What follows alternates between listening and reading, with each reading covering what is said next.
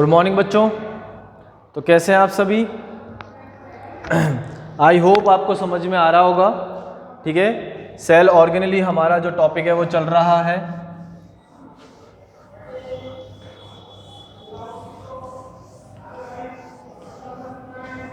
Okay, और हम आज जो है नया सेल ऑर्गेनेली पढ़ने वाले हैं। ठीक है, नया जो है कोशिकांग हम स्टार्ट करने वाले हैं और उस नए कोशिकांग का नाम क्या है बेटा? राइबोसोम। उस नए कोशिकांग का नाम क्या है?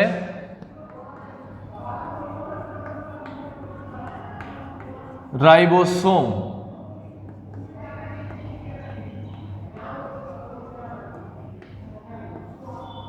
ठीक है, राइबोसोम की अगर हम बात करें तो राइबोसोम जो होता है वो सबसे छोटा कोशिकांग होता है। ये क्या है? सबसे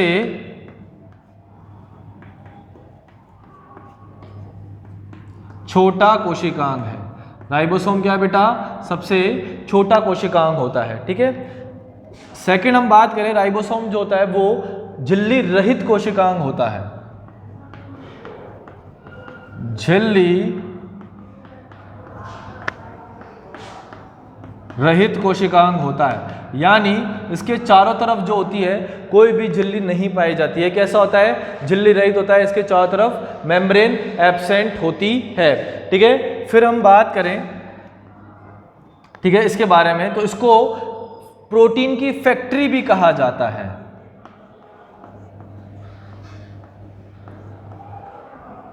ये क्या है? प्रोटीन की फैक्ट्री। यानी राइबोसोम का जो काम होता है वो क्या होता है? प्रोटीन का निर्माण करना। ठीक है, राइबोसोम का काम क्या है? प्रोटीन का निर्माण करना। ठीक है, तो प्रोटीन की फैक्ट्री कहा जाता है किसको? राइबोसोम को। ठीक है, आगे हम बात करें राइबोसोम के बारे में, तो राइबोसोम को डिस्कवर किसने किया था? तो जॉर्ज पैलेट ने इसको डिस्कवर किया था। कब? 1953 में। ठीक है, अगर इसकी खोज की बात करें तो इसकी खोज की थी जॉर्ज पैलेट ने 1953 के अंदर। ठीक है, 1953 में जॉर्ज पैलेट ने इसकी खोज की। ठीक है, हम बात करें कि इसका संगठन किस किस से मिलकर बना हुआ होता है, तो राइबोसोम जो होता है वो आरएनए यानी राइबोसोमल आरएनए और प्रोटीन से मिलकर बना हुआ होता है।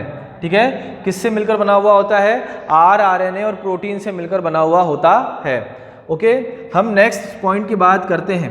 तो स्तनिकी आरबीसी में राइबोसोम जो होते हैं वो क्या होते हैं? अनुपस्थित होते हैं। ठीक है, एब्सेंट इन मैमेलियन आरबीसी।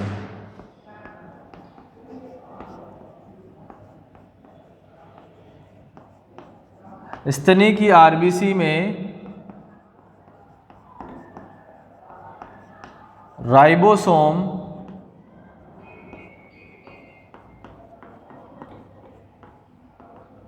अनुपस्थित होते हैं। ठीक है, स्तनिकी आरबीसी में क्या होंगे? राइबोसोम जो होंगे वो क्या होंगे? अनुपस्थित होंगे। यहां तक आपको समझ में आ गया है कि सबसे छोटा कोशिकांग है, झिल्ली रहित कोशिकांग है, इसे प्रोटीन की फैक्ट्री भी कहा जाता है। जॉर्ज पैलेट ने इसकी खोज की थी। ठीक है, आरएनए और प्रोटीन से मिलकर बना होता है और स्तनिकी आरबीसी में ये क्या होते हैं? अनुपस्थित होते हैं। ठीक है, स्तनिकी आरबीसी में क्या होंगे? अनुपस्थित होंगे। ठीक है, फिर हम बात करते हैं राइबोसोम के प्रकार की। Types of ribosome. ठीक है, कि राइबोसोम के कितने प्रकार होते हैं? तो राइबोसोम दो प्रकार के होते हैं बेटा। एक तो होता है प्रोकैरियोटिक राइबोसोम और एक होता है यूकैरियोटिक राइबोसोम। ठीक है, एक तो क्या होता है?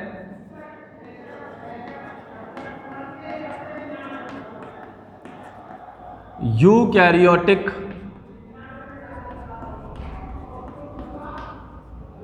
राइबोसोम और दूसरे होते हैं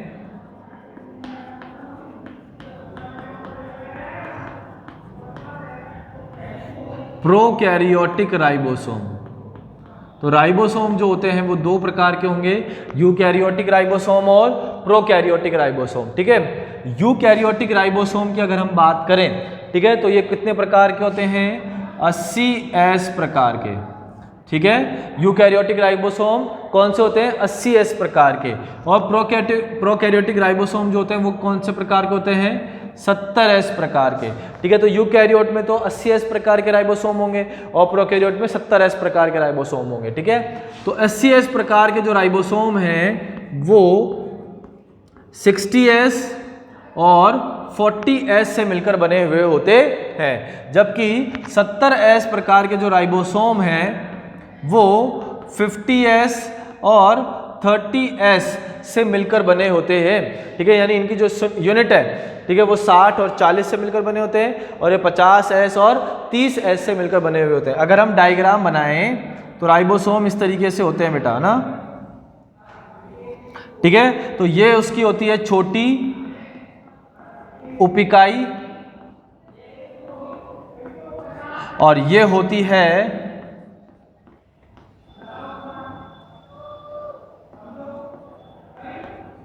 बड़ी उप-इकाई। तो ये तो होती है 40s और ये कौन सी होती है 60s, ठीक है। उसी तरीके से हम इधर का डायग्राम बनाएं तो ये वाला तो हो जाएगा 30s यानी छोटी उप-इकाई और ये हो जाएगा 50s यानी बड़ी उप-इकाई। क्लियर है? यहां तक कोई दिक्कत है? ठीक है। अब बेटा यहां पर क्या होता है, मैग्नीशियम जो आयन होता है उसके द्वारा हम छोटी उप-इकाई को बड़ी उप-इकाई से जोड़ते हैं। यहां पर छोटी उप-इकाई और बड़ी उप-इकाई को जोड़ने के लिए कौन आवश्यक होता है, मैग्नीशियम आयन की आवश्यकता होती है। किसकी आवश्यकता होती है, मैग्नीशियम आयंस की आवश्यकता होती है, ठीक है। यहां तक उतारो फिर लिखवाते हैं, इसको उतारो यहां तक फिर आगे लिखवाते हैं।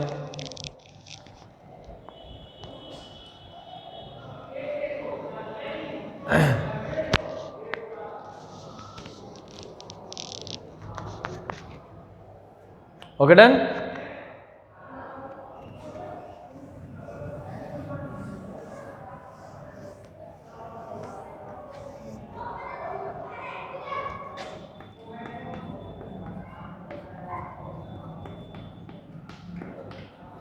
राइबोसोम की छोटी व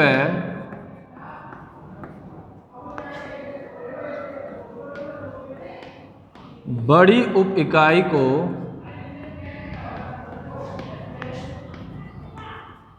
जोड़ने के लिए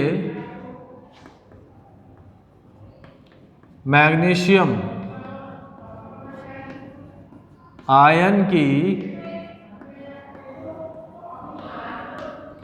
आवश्यकता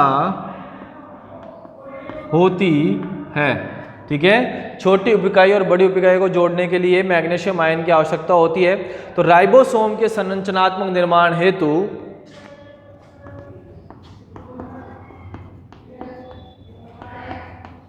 राइबोसोम के संरचनात्मक निर्माण हेतु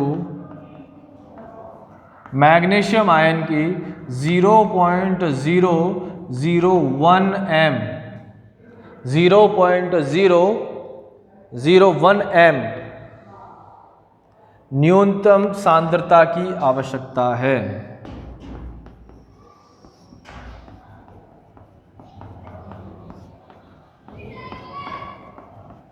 यानी एक राइबोसोम के निर्माण के लिए 0.01 m मैग्नीशियम आयन की न्यूनतम सांद्रता की आवश्यकता होती है कि इतना तो होना ही चाहिए, ठीक है। ओके, अब जैसे बेटा हम यहाँ पे बात करते हैं कि ये S है क्या, ठीक है। ये S जो हम लगाते हैं ये है क्या, ये जो S है वो स्विड वर्ग इकाई है। क्या है ये S? स्विड वर्ग इकाई है या सेडिमेंटेशन इकाई है जो आकार और घनत्व को व्यक्त करती है। ये जो S है ये क्या होती है, S के बारे में हम लिखें तो ये S स्विड वर्ग इकाई या सेडिमेंटेशन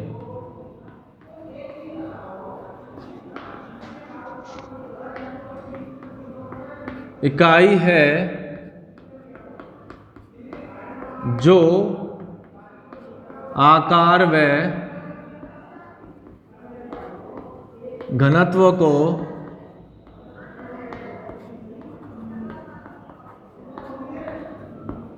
व्यक्त करती है। ये क्या है? स्पिट्ज़बर्ग इकाई है जो आकार और घनत्व को क्या करती है? व्यक्त करती है।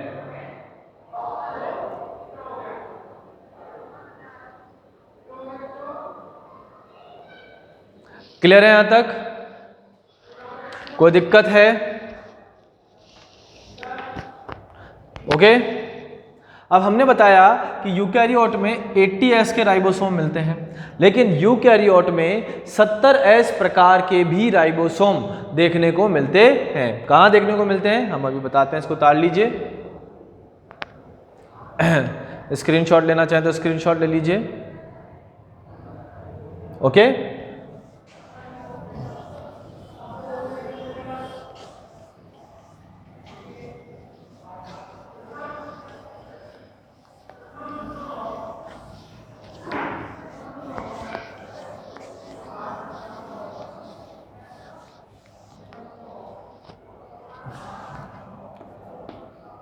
सत्तर एस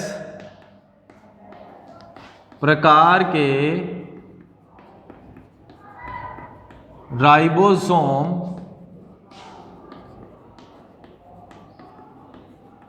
यूकैरियोटिक कोशिका के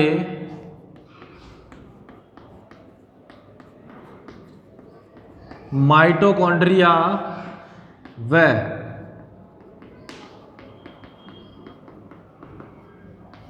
क्लोरोप्लास्ट में मिलते हैं। तो 70S प्रकार के जो राइबोसोम है वो कहाँ देखने को मिलेंगे आपको? माइटोकॉन्ड्रिया और क्लोरोप्लास्ट में, ठीक है। और जो मानव का माइटोकॉन्ड्रिया होता है उसमें 55S प्रकार के राइबोसोम मिलते हैं,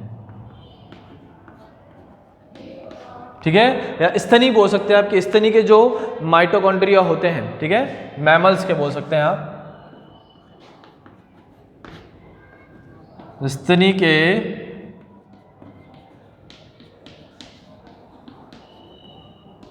माइटोकॉन्ड्रिया में 55S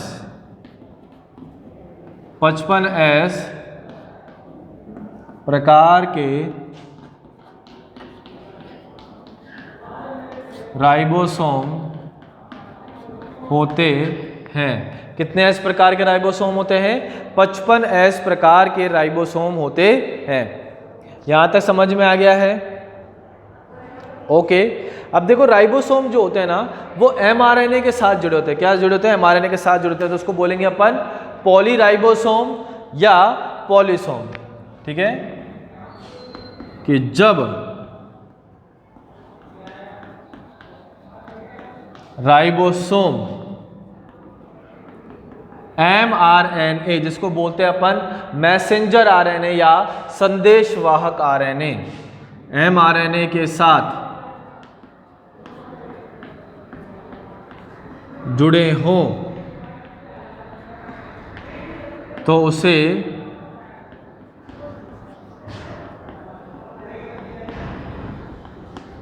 पॉलीराइबोसोम या पॉलीसोम कहते हैं। पॉलीराइबोसोम बोलेंगे या पॉलीसोम कहेंगे, ठीक है। यहां तक समझ में आ गया है कि जब राइबोसोम mRNA के साथ जुड़े हों तो उसको क्या बोलेंगे? पॉलीराइबोसोम कहते हैं या पॉलीसोम कहते हैं। अब जो राइबोसोम की बड़ी उप इकाई होती है उसमें 2 साइट पाई जाती है, ठीक है। यहां पे लिख सकते हैं हम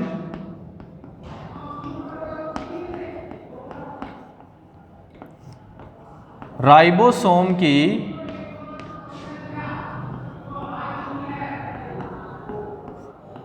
बड़ी उप इकाई में 2 साइट उपस्थित होती है। राइबोसोम की बड़ी उप इकाई में कितनी साइट उपस्थित होती है? 2 साइट उपस्थित होती है। पहली तो है ए साइट और दूसरी है पी साइट, पहली तो कौन सी होती है, ए साइट, और दूसरी होती है पी साइट। जो ए साइट होती है वो टीआरएनए के लिए होती है। ए साइट क्या होती है, टीआरएनए के लिए होती है। टीआरएनए का मतलब होता है ट्रांसफर आरएनए, ठीक है। देखो आरएनए का मतलब राइबोसोम आरएनए, ठीक है। एमआरएनए का मतलब मैसेंजर आरएनए, और टीआरएनए का मतलब होता है ट्रांसफर आरएनए ना।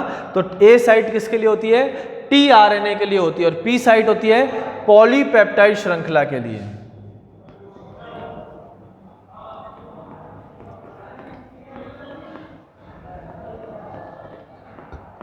पॉलीपेप्टाइड श्रृंखला हेतु।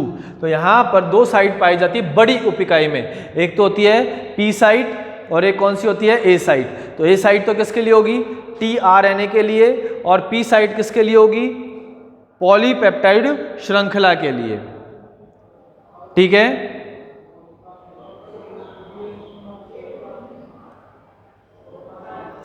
ओके, यहां तक समझ में आया। अब हम देखेंगे राइबोसोम का कार्य क्या है। तो जैसा कि हमने आपको बताया था कि राइबोसोम को कहा जाता है प्रोटीन की फैक्ट्री। तो राइबोसोम का कार्य क्या होगा, प्रोटीन का निर्माण करना। तो यहां पर आप राइबोसोम के कार्य भी लिख सकते हो।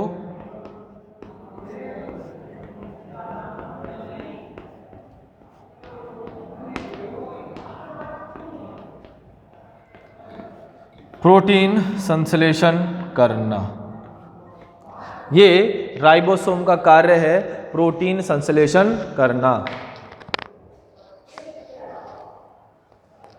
ठीक है। तो हमारा ये एक सेल ऑर्गेनेली कंप्लीट हो चुका है, राइबोसोम। उतार लीजिए इसको।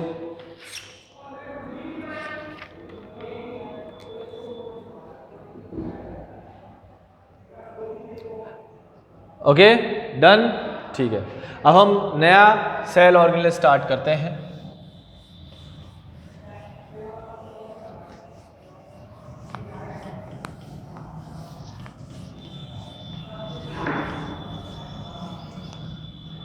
अब हम पढ़ने वाले हैं बेटा कोशिकीय कंकाल, साइटोस्केलेटन।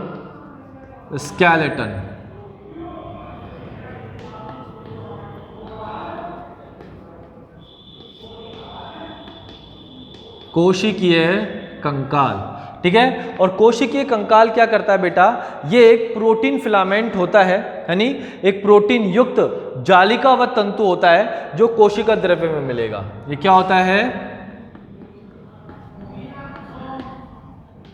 प्रोटीन युक्त जालिका तंत्र जो कोशिका द्रव्य में मिलता है। क्या होता है बेटा, ये प्रोटीन युक्त जालिका तंत्र होता है जो कहाँ मिलता है, कोशिका द्रव्य में मिलता है, ठीक है।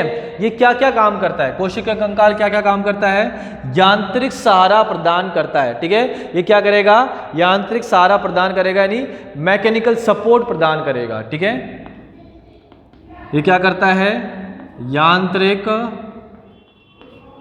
सहारा प्रदान करता है, यानी कोशिका जो है अपने आकार में किसकी वजह से बना रहता है, कोशिकीय कंकाल की वजह से मिलकर बना होता है, ठीक है। दूसरा कि ये सेल की शेप को मेंटेन करके रखता है ना, यह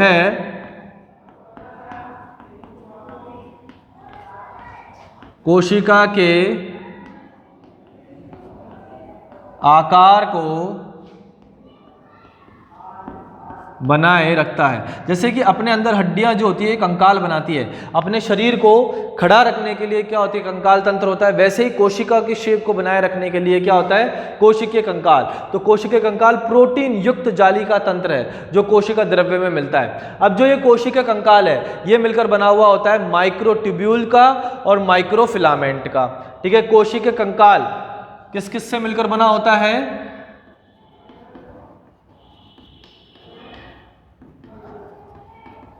माइक्रोट्यूब्यूल ठीक है, और माइक्रोफिलामेंट। तो कोशिकीय कंकाल मिलकर बना होता है माइक्रोट्यूब्यूल से और माइक्रोफिलामेंट से। ठीक है, अब जो माइक्रोट्यूब्यूल है वो एक संकुचनशील प्रोटीन से मिलकर बनी होती है, इसका नाम है ट्यूबुलिन। यह संकुचनशील प्रोटीन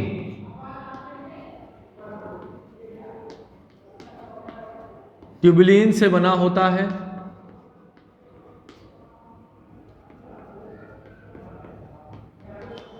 ओके, और यह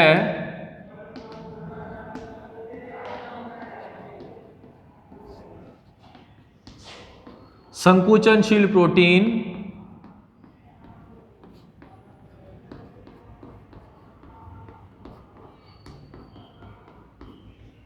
एक्टिन से बना होता है। ठीक है, तो देखो यहां पर जो साइटोस्केलेटन है यानी कोशिका कंकाल है वो बने हुए होते हैं माइक्रोट्यूब्यूल से और माइक्रोफिलामेंट से।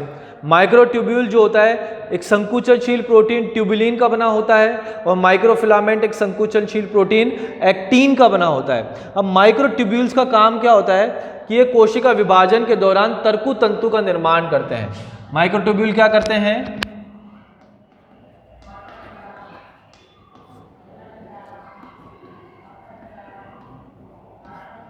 कोशिका विभाजन के दौरान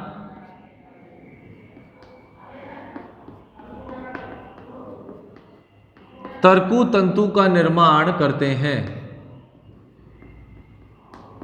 ठीक है, माइक्रोट्यूब्यूल्स क्या करेंगे? कोशिका विभाजन के दौरान तर्कु तंतु का निर्माण करेंगे। और माइक्रोफिलामेंट क्या करता है कि ये पेचिश संकुचन से संबंधित है, पेशियों के संकुचन में सहायक है। पेशियों के संकुचन में सहायक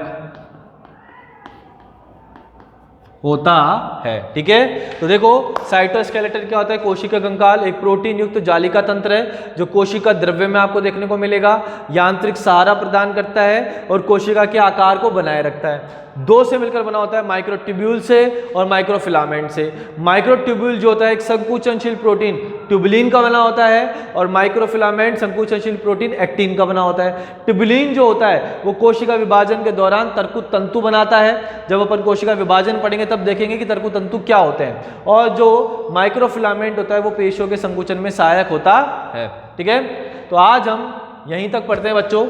ठीक है, कल हम पढ़ेंगे सीलिया और कशाब। हम कल पढ़ने वाले हैं सीलिया और कशाब, यानी सीलिया और फ्लैजेला हम कल के टॉपिक में पढ़ेंगे। ठीक है, दोनों का डायग्राम बनाएंगे और फिर समझेंगे कि कैसा होता है। ओके, यहाँ तक पढ़ा दिए हैं हमने। ओके, उसके बाद हमारे जो है कुछ माइक्रो बॉडीज़ हैं और उसके बाद हम केंद्र के स्टार्ट करेंगे, फिर गुणसूत्र। Okay, thank you so much बच्चों, बाय बाय।